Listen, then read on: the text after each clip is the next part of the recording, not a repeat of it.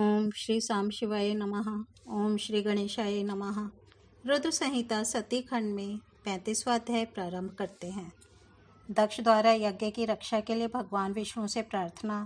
भगवान का शिव द्रोह जनित संकट को टालने में अपनी असमर्थता बताते हुए दक्ष को समझाना तथा सेना सहित वीरभद्र का आगमन।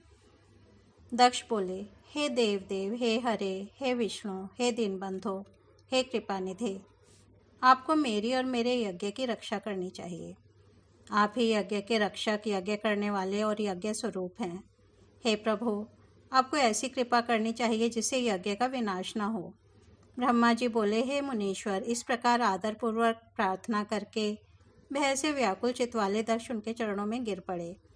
तब दुखी मन वाले दक्ष को उठाकर और उन दुर्बुद्धि की बात को सुनकर विष्णु ने शिव का स्मरण किया। अपने प्रभु एवं महान ऐश्वर्य से युक्त परमेश्वर शिव का स्मरण करके शिव तत्व के ज्ञाता श्री हरि दक्ष को संबोधित करते हुए कहने लगे। हरि बोले, हे दक्ष, मैं आपको यथार्थ बात बता रहा हूँ, मेरी बात सुनिए। यह आपके लिए सर्वथा हितकर तथा महामंत्र की तरह सुखदायक है। हे दक्ष, शिव तत्व को न जानने के कारण आपने सबके अधिपति परमात्मा शंकर की अवहेलना की है। ईश्वर की अवहेलना से सारा कार्य न केवल सर्वथा निष्फल हो जाता है, अपितु पग पग पर विपत्ति भी आती है। जहाँ अपूज्य लोगों की पूजा होती है और पूजनीय की पूजा नहीं होती, वहाँ दरिद्रता, मृत्यु एवं भय, ये तीन अवश्य होंगे। इसलिए संपूर्ण प्रयत्न से तुम्हें भगवान वृषभध्वज का सम्मान करना चाहिए। महेश्वर का अपमान करने से ही आपके ऊपर महान भय उपस्थित हुआ है। हम सब लोग प्रभु होते हुए भी आज आपकी दुर्नीति के कारण कुछ भी करने में समर्थ नहीं है। मैं सत्य कह रहा हूँ। ब्रह्मा जी बोले, हे नारद, विष्णु का यह वचन सुनकर दक्ष चिंता में पड़ गए। उनका मुख तथा उनके चेहरे का रंग फीका पड़ गया और वे चुप होकर पृथ्वी पर खड़े रह गए। इसी समय रुद्र के भेजे हुए गणनायक वीरभद्र अपनी सेना के साथ यज्ञ स्थल में जा पहुंचे। कुछ गण भूपृष्ठ पर आ गए, कुछ आकाश में स्थित हो गए और कुछ गण दिशाओं तथा विदिशाओं को व्याप्त करके खड़े हो गए। शिव की आज्ञा से वे रुद्र के समान पराक्रम वाले शूर, निर्भीक तथा वीरों में श्रेष्ठ असंख्य गण सिंहनाद करते हुए वहां पहुंच गए। उस घोरनाद से तीनों लोग गूंज उठे। आकाश धूल से भर गया और दिशाएं अंधकार से आवृत हो गईं। सातों द्वीपों से युक्त पृथ्वी भय से अत्यंत व्याकुल होकर पर्वत और वनों सहित कांपने लगी तथा सभी समुद्र विक्षुब्ध हो गए। समस्त लोकों का विनाश करने वाले इस प्रकार के उस विशाल सैन्य दल को देखकर समस्त देवता आदि चकित रह गए। इस सैन्य उद्योग को देखकर मुख से रक्त का वमन करते हुए वे दक्ष पत्नी सहित विष्णु के चरणों में दंड की भांति गिर पड़े और इस प्रकार कहने लगे। दक्ष बोले, हे विष्णु, हे महाप्रभु, आपके बल से ही मैंने इस महान यज्ञ को आरंभ किया है। सत्कर्म की सिद्धि के लिए आपसे ही प्रमाण माने गए हैं। हे विष्णु, आप कर्मों के साक्षी तथा यज्ञों के प्रतिपालक हैं। हे महाप्रभु, आप वेदसार, सर्वस्व, धर्म और ब्रह्मा के रक्षक हैं। अतः हे प्रभु, आपको मेरे इस यज्ञ की रक्षा करनी चाहिए। आपके अतिरिक्त दूसरा कौन समर्थ है, क्योंकि आप सबके प्रभु हैं। ब्रह्मा जी बोले। तब दक्ष की अत्यंत दीनतापूर्ण बात सुनकर भगवान विष्णु शिव तत्व से विमुख उन दक्ष को बोध प्रदान करते हुए कहने लगे। विष्णु बोले, हे दक्ष, मुझे आपके यज्ञ की रक्षा अवश्य करनी चाहिए। धर्म के परिपालन विषयक जो मेरी सत्य प्रतिज्ञा है वह सर्वत्र विख्यात है। आपने जो कहा है वह सत्य है, उसका व्यतिक्रम कैसे हो सकता है। परंतु दक्ष, मैं जो कहता हूँ उसे आप सुनिए। आप इस समय क्रूरतापूर्ण बुद्धि को त्याग दीजिए। हे दक्ष, देवताओं के क्षेत्र नैमिषारण्य में जो अद्भुत घटना घटित हुई थी, क्या उसका स्मरण आपको नहीं हो रहा? आपको बुद्धि के कारण उसे भूल गए। रुद्र के कोप से आपकी रक्षा करने में यहाँ कौन समर्थ है? हे दक्ष, आपकी रक्षा किसको अभिमत नहीं है, परंतु जो आपकी रक्षा करने को उद्यत होता है वह दुर्बुद्धि है। हे दुर्मते, क्या कर्म है और क्या अकर्म, इसे आप नहीं समझ पा रहे हैं। केवल कर्म ही सब कुछ करने में सर्वदा समर्थ नहीं हो सकता। जिसके सहयोग से कर्म में कुछ करने का सामर्थ्य आता है, उसी को आप स्वकर्म समझिए। भगवान शिव के बिना दूसरा कोई कर्म में कल्याण करने की शक्ति देने वाला नहीं है। जो शांत होकर ईश्वर में मन लगाकर भक्तिपूर्वक कार्य करता है, उसी को भगवान शिव उस कर्म का फल देते हैं। जो मनुष्य केवल ज्ञान का सहारा लेकर अनीश्वरवादी हो जाते हैं, वे 100 करोड़ कल्पों तक नरक में ही पड़े रहते हैं। केवल कर्मपरायण रहने वाले लोग प्रत्येक जन्म में कर्ममय पाशों से बंधते हैं और नरकों की यातना भोगते हैं। ये रुद्रगणों के स्वामी शत्रुमर्दन तथा रुद्र की क्रोधाग्नि से उत्पन्न वीरभद्र यज्ञ भूमि में आ गए हैं। ये हम लोगों के विनाश के लिए आए हैं, इसमें संशय नहीं है। चाहे कुछ भी हो, वास्तव में इनके लिए कुछ भी अशक्य नहीं है। महान सामर्थ्यशाली, ये हम सबको अवश्य जलाकर ही शांतचित होंगे, इसमें संशय नहीं है।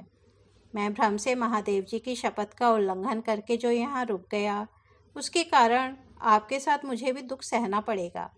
हे दक्ष, आप मुझ में इनको रोक सकने की शक्ति नहीं है, क्योंकि शपथ का उल्लंघन करने से मैं शिवद्रोही हो गया हूँ।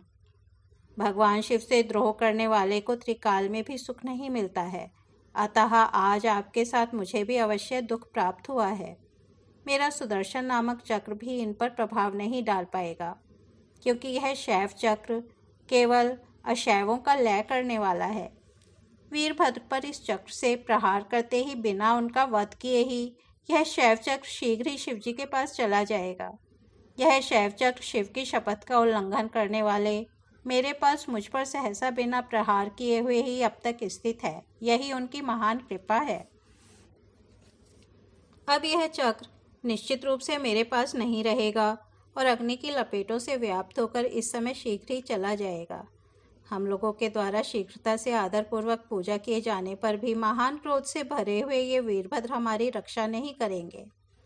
हाय, यह बड़े दुख की बात है कि असमय में ही हम लोगों के लिए प्रलय आ गया है। इस समय आपका और हमारा विनाश उपस्थित हो गया है। इस समय त्रिलोकी में हमारी रक्षा करने वाला कोई नहीं है। भला शंकर के द्रोही को शरण देने वाला संसार में कौन होगा? शरीर का नाश हो जाने पर भी शिवद्रोह के कारण उन्हें यम की यातनाएं प्राप्त होती हैं। बहुत दुख देने वाली उन यातनाओं को सहा नहीं जा सकता। शिवद्रोही को देखकर यमराज स्वयं दांत पीसते हुए संतप्त तैलपूर्ण कड़ाहों में डाल देते हैं, इसमें कोई संदेह नहीं है। शपथ के बाद मैं शीघ्र ही जाने को उद्यत था, किंतु दुष्ट के संसर्ग रूपी पाप के कारण ही नहीं गया। यदि इस समय हम लोग भागने का प्रयास भी करें तो कर्षण करने वाले शिव भक्त वीरभद्र अपने शस्त्रों से हमें खींच लेंगे, क्योंकि स्वर्ग, पृथ्वी, पाताल में जहाँ कहीं भी वीरभद्र के शस्त्रों का जाना असंभव नहीं है। त्रिशूलधारी श्री रुद्र के जितने भी गण यहाँ हैं, उन सबकी ऐसी ही शक्ति है। पूर्व समय में काशी में काल भैरव ने अपने नख के अग्रभाग से लीलापूर्वक ब्रह्मा जी के 5वें सिर को काट दिया था। ऐसा कहकर अत्यंत व्याकुल मुख कमल वाले विष्णु चुपचाप बैठ गए। उसी समय वीरभद्र भी यज्ञ मंडप में आ पहुंचे। विष्णु ऐसा कह ही रहे थे कि वीरभद्र के साथ विशाल सैन्य समूह भी आ गया, जिसे देवता आदि ने देखा। इस प्रकार श्री शिव महापुराण के अंतर्गत द्वितीय रुद्र संहिता के द्वितीय सती खंड में सती उपाख्यान में विष्णु का वचन वर्णन नामक 35वां अध्याय पूर्ण हुआ। अब हम 36वां अध्याय प्रारंभ करते हैं। युद्ध में शिवगणों से पराजित हो देवताओं का पलायन। इंद्र आदि के पूछने पर बृहस्पति का रुद्रदेव की अजेयता बताना। वीरभद्र का देवताओं को युद्ध के लिए ललकारना। श्री विष्णु और वीरभद्र की बातचीत। ब्रह्मा जी बोले, उस समय शिवतत्व रूपी आत्मवाद में रत विष्णु पर हंसते हुए इंद्र हाथ में गदा धारण कर देवताओं को साथ लेकर वीरभद्र से युद्ध करने के लिए तत्पर हो गए। उस समय इंद्र हाथी पर सवार हो गए, अग्नि भेड़ पर सवार हो गए, यम भैंसे पर चढ़ गए और नृत्यति प्रेत पर सवार हो गए। वरुण मकर पर, वायु मृग पर और कुबेर पुष्पक विमान पर आरूढ़ हो आलस्य रहित होकर युद्ध के लिए तैयार हो गए। इसी प्रकार प्रतापी अन्य देव समूह, यक्ष, चारण तथा गुह्यक भी अपने अपने वाहनों पर आरूढ़ होकर तैयार हो गए। उन देवताओं के उद्योग को देखकर रक्त से सने हुए मुख वाले वे दक्ष अपनी पत्नी के साथ उनके पास जाकर कहने लगे। दक्ष बोले, हे देवगणों, मैंने आप लोगों के ही बल से इस यज्ञ को प्रारंभ किया है, क्योंकि महातेजस्वी आप लोग ही सत्कर्म की सिद्धि के लिए प्रमाण हैं। ब्रह्मा जी बोले, दक्ष के उस वचन को सुनकर इंद्र आदि सभी देवगण युद्ध करने के लिए तैयार हो निकल पड़े। तदनंतर समस्त देवगण तथा इंद्रादि लोकपाल शिवजी की माया से मोहित होकर अपनी अपनी सेनाओं को साथ लेकर युद्ध करने लगे। उस समय देवताओं तथा शिवगणों में महान युद्ध होने लगा। वे तीखे तोमर तथा बाणों से परस्पर युद्ध करने लगे। उस युद्ध महोत्सव में शंख तथा भेरियां बजने लगीं और बड़ी बड़ी दुंदुभियां, नगाड़े तथा डिंडिम आदि बजने लगे। उस महान शब्द से उत्साह में भरे हुए समस्त देवगण लोकपालों को साथ लेकर उन शिवगणों को मारने लगे। हे मुनि श्रेष्ठ, इंद्रादि देवताओं एवं लोकपालों ने भृगु के मंत्र बल के प्रभाव से शिवजी के गणों को परांगमुख कर दिया। उस समय याज्ञिक भृगुजी ने दीक्षा ग्रहण किए हुए दक्ष के तथा देवताओं के संतोष हेतु और यज्ञ की निर्विघ्न समाप्ति के लिए उन शिवगणों का उच्चाटन कर दिया।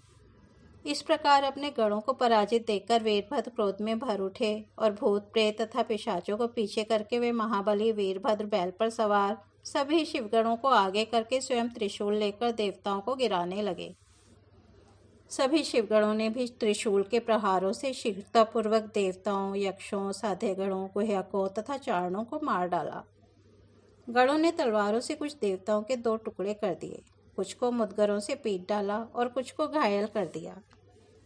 इस प्रकार सभी देवता पराजित होकर भाग चले और एक दूसरे को रणभूमि में छोड़कर देवलोक को चले गए। उस अत्यंत भयानक युद्ध में महाबली इंद्र आदि लोकपाल ही धैर्य धारण करके उत्साहित होकर खड़े रहे। उस समय इंद्र आदि समस्त देवता एकत्र होकर विनय भाव से युक्त हो उस युद्ध स्थल में बृहस्पति जी से पूछने लगे। लोकपाल बोले, हे गुरु, हे बृहस्पति, हे तात, हे महाप्राज्ञ, हे दयानिधि, शीघ्र बताइए, हम लोग यह पूछते हैं कि हमारी विजय किस प्रकार होगी।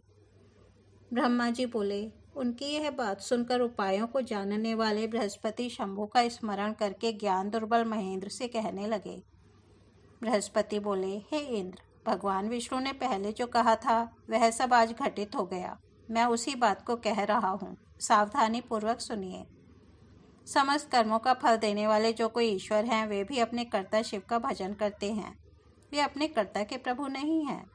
न मंत्र, न औषधियाँ, न समस्त आभिचारिक कर्म, न लौकिक पुरुष, न कर्म, न वेद, न पूर्व मीमांसा, न उत्तर मीमांसा तथा न अनेक वेदों से युक्त अन्य शास्त्री ईश्वर को जानने में समर्थ होते हैं, ऐसा प्राचीन विद्वान कहते हैं। अनन्य शरण भक्तों को छोड़कर दूसरे लोग संपूर्ण वेदों का 10,000 बार स्वाध्याय करके भी महेश्वर को भलीभांति नहीं जान सकते। यह महाश्रुति है। भगवान सदाशिव के अनुग्रह से ही सर्वथा शांत, निर्विकार एवं उत्तम दृष्टि से उनको जाना जा सकता है। तब भी हे सुरेश्वर, उचित अनुचित कार्य के निर्णय में सबके कल्याण के लिए सिद्धि के उत्तम अंश का प्रतिपादन करूंगा, आप उसे सुनिए। हे इंद्र, आप लोकपालों के साथ नादान बनकर इस समय दक्ष यज्ञ में आ गए, किंतु आप कौन सा पराक्रम करेंगे। भगवान रुद्र के सहायक ये गण अत्यंत कुपित होकर यज्ञ में विघ्न डालने के लिए आए हैं। ये अवश्य ही उसे करेंगे। मैं यह सत्य सत्य कह रहा हूँ। इस यज्ञ में विघ्न निवारण के लिए वस्तुतः किसी के पास सर्वथा कोई उपाय नहीं है। ब्रह्मा जी बोले, बृहस्पति की इस बात को सुनकर स्वर्ग में रहने वाले इंद्र सहित वे समस्त लोकपाल चिंता में पड़ गए। तब महावीर गणों से घिरे हुए वीरभद्र मन ही मन भगवान शंकर का स्मरण करके उन इंद्रादि लोकपालों से कहने लगे। वीरभद्र बोले, आप लोग मूर्खता के कारण ही इस यज्ञ में अपना अपना भाग लेने के लिए आए हैं, अतः मेरे समीप आइए, मैं आप लोगों का यज्ञ का फल देता हूँ। हे शक्र, हे अग्नि, हे सूर्य, हे चंद्र, हे कुबेर, हे यम, हे वरुण, हे वायु, हे नृत्य, हे शेष, हे बुद्धिमान देव तथा राक्षसगण, आप लोग इधर आइए, मैं आप लोगों को तृप्त करने के लिए इसका फल प्रदान करूँगा। ब्रह्मा जी बोले। इस प्रकार कहकर गणों में श्रेष्ठ वीरभद्र ने क्रोध में भरकर तीक्ष्ण बाणों से उन सभी देवताओं को शीघ्र ही घायल कर दिया। उन बाणों से घायल होकर इंद्र आदि वे समस्त सुरेश्वर भागकर 10 दिशाओं में चले गए। लोकपालों के चले जाने पर और देवताओं के भाग जाने पर वीरभद्र गणों के साथ यज्ञशाला के समीप पहुंचे। उस समय वहां उपस्थित समस्त ऋषि अत्यंत भयभीत होकर रमापति श्री हरि से रक्षा की प्रार्थना करने के लिए सहसा विनम्र हो शीघ्र कहने लगे। ऋषिगण बोले, हे देवदेव, हे रमानाथ, हे सर्वेश्वर, हे महाप्रभु, दक्ष के यज्ञ की रक्षा कीजिए। आप यज्ञ स्वरूप हैं, इसमें संशय नहीं है, आप ही यज्ञ करने वाले, यज्ञ रूप, यज्ञ के अंग और यज्ञ के रक्षक हैं। अतः यज्ञ की रक्षा कीजिए। आपके अतिरिक्त कोई दूसरा रक्षक नहीं है। ब्रह्मा जी बोले, हे नारद, उन ऋषियों के इस वचन को सुनकर भगवान विष्णु वीरभद्र के साथ युद्ध करने के लिए उद्यत हो गए। महाबली चतुर्भुज भगवान विष्णु हाथों में चक्र आदि आयुध धारण कर सम्यक सावधान होकर देवताओं के साथ यज्ञ मंडप से बाहर निकले। अनेक गणों से समन्वित तथा हाथ में त्रिशूल धारण किए हुए वीरभद्र ने महाप्रभु विष्णु को युद्ध के लिए तैयार देखा। उन्हें देखते ही वीरभद्र टेढ़ी भौहों से युक्त मुखमंडल वाले हो गए। जैसे पापी को देखकर यमराज और हाथी को देखकर सिंह हो जाता है, उस प्रकार श्रीहरि को युद्ध के लिए उद्यत देखकर वीरगणों से घिरे हुए शत्रुनाशक वीरभद्र कुपित होकर शीघ्रता से कहने लगे। वीरभद्र बोले, हे हरे, आपने आज शिवजी की शपथ की अवहेलना क्यों की और आपके मन में घमंड क्यों हो गया है? क्या आप में शिवजी के शपथ का उल्लंघन करने की शक्ति है? आप कौन हैं? तीनों लोकों में आपका रक्षक कौन है? यहाँ किस लिए आए हैं, इसे हम नहीं जान पा रहे हैं। आप दक्ष के यज्ञ रक्षक क्यों बन गए हैं, इसे बताइए। इस यज्ञ में सती ने जो किया उसे क्या आपने नहीं देखा? और दधीची ने जो कहा उसे क्या आपने नहीं सुना? आप दक्ष के इस यज्ञ में अवदान, यज्ञ भाग प्राप्त करने के लिए आए हुए हैं। हे महाबाहो, मैं शीघ्र ही आपको अवदान देता हूँ। हे हरे, मैं त्रिशूल से आपका वक्षा स्थल विदीर्ण करूँगा। आपका कौन रक्षक है वह मेरे समक्ष आए। मैं आपको पृथ्वी पर धराशायी करूँगा, अग्नि से जला दूंगा और पुनः दग्ध हुए आपको पीस डालूंगा। हे हरे, हे दुराचारी, हे महेश विमुख, हे अधम, क्या आप शिवजी के पावन महात्म्य को नहीं जानते? फिर भी हे महाबाहो, आप युद्ध की कामना के आगे स्थित हैं। यदि आप इस युद्ध भूमि में खड़े रह गए तो मैं आपको उस स्थान पर भेज दूंगा जहां से पुनः लौटना संभव नहीं है। ब्रह्मा जी बोले, हे नारद, उन वीरभद्र की इस बात को सुनकर बुद्धिमान सुरेश्वर विष्णु प्रसन्नतापूर्वक हंसते हुए कहने लगे। विष्णु बोले, हे वीरभद्र, आज आपके सामने मैं जो कह रहा हूँ उसको सुनिए। आप मुझे शंकर के सेवक को रुद्र विमुख मत कहिए। कर्म में निष्ठा रखने वाले अज्ञानी इन दक्ष ने मूर्खतावश पहले मुझसे यज्ञ के लिए बार बार प्रार्थना की थी। मैं भक्त के अधीन हूँ और वे भगवान महेश्वर भी भक्त के अधीन हैं। हे तात, दक्ष मेरे भक्त हैं, इसलिए मैं यज्ञ में आया हूँ। रुद्र के कोप से उत्पन्न होने वाले हे वीर, हे महान प्रताप के आलय, हे प्रभु, आप रुद्र तेज स्वरूप हैं। आप मेरी प्रतिज्ञा सुनिए। मैं यज्ञ की रक्षा के लिए आपसे युद्ध करूंगा और आप भी इस यज्ञ के विध्वंस के लिए मुझसे युद्ध कीजिए। जो होनहार होगा वह होगा। मैं अवश्य ही पराक्रम प्रकट करूंगा। ब्रह्मा जी बोले, विष्णु के इस प्रकार कहने पर महाबाहो वीरभद्र ने हंसते हुए कहा, हे विष्णु, मैं आपको अपने प्रभु शिव का प्रिय जानकर अत्यंत प्रसन्न हूँ। तदनंतर गणों में श्रेष्ठ वीरभद्र ने प्रसन्नतापूर्वक हंसते हुए बड़े विनय से भगवान विष्णु से कहा। वीरभद्र बोले, हे महाप्रभु, मैंने आपके भाव की परीक्षा के लिए ही ऐसा वचन कहा था। अब मैं यथार्थ बात कह रहा हूँ, उसको आप सावधानी पूर्वक सुनिए। हे हरे, जैसे शिव हैं वैसे आप हैं और जैसे आप हैं वैसे शिव हैं। शिव के आदेश से वेद ऐसा ही कहते हैं। हे रमानाथ, भगवान शिव की आज्ञा के अनुसार हम सब लोग उनके सेवक ही हैं। तथापि मैंने जो बात कही है वह इस वाद विवाद के अवसर के अनुकूल ही है। आप प्रत्येक बात को आदरपूर्वक ही समझें। ब्रह्मा जी बोले, उन वीरभद्र का यह वचन सुनकर भगवान विष्णु हंसकर और उनके लिए हितकर यह वचन कहने लगे। विष्णु बोले, हे महावीर, आप नहीं शंक होकर मेरे साथ युद्ध कीजिए। आपके शस्त्रों से शरीर के भर जाने पर ही मैं अपने आश्रम को जाऊंगा। ब्रह्मा जी बोले, ऐसा कहकर वे विष्णु चुप होकर युद्ध के लिए तैयार हो गए और महाबली वीरभद्र भी अपने गणों के साथ युद्ध के लिए उद्यत हो गए। इस प्रकार श्री शिव महापुराण के अंतर्गत द्वितीय रुद्र संहिता के द्वितीय सती खंड में विष्णु वीरभद्र संवाद वर्णन नामक 36वां अध्याय पूर्ण हुआ। कल हम 37वां अध्याय सुनेंगे। आज यहीं विराम देते हैं। ओम नमः शिवाय।